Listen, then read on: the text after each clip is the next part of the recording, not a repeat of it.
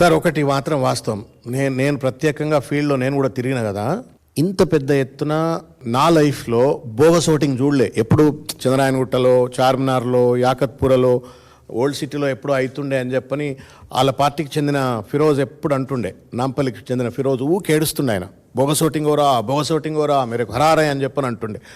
ఏమంటున్నాడో అనుకునేది నేను ప్రత్యక్షంగా చూసినబ్బా, అది ఎంత దుర్మార్గం, నేను ఆర్ఎస్ ప్రవీణ్ కుమార్ గారు ఇద్దరము బోగస్ ఓటింగ్ జరుగుతుంటే అడ్డుకోనికి పోయినాం మేము. ఎపెక్స్ స్కూల్ అని చెప్పని సమతా కాలనీలో ఉంటుంది.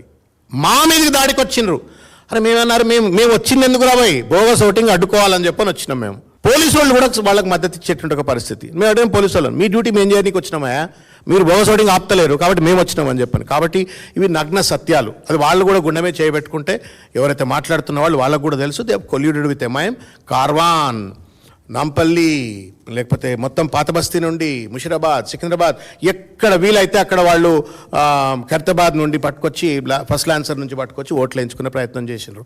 అయినప్పటికీ కూడా నేను ఇప్పటికి కూడా చెప్తున్నా, సత్యమేవ జయతే, ధర్మం గెలుస్తుంది. తప్పనిసరిగా కేసీఆర్ గారు, కేటీఆర్ గారు, బీఆర్ఎస్ పార్టీ ఈ ఎన్నికల్లో గెలుస్తారని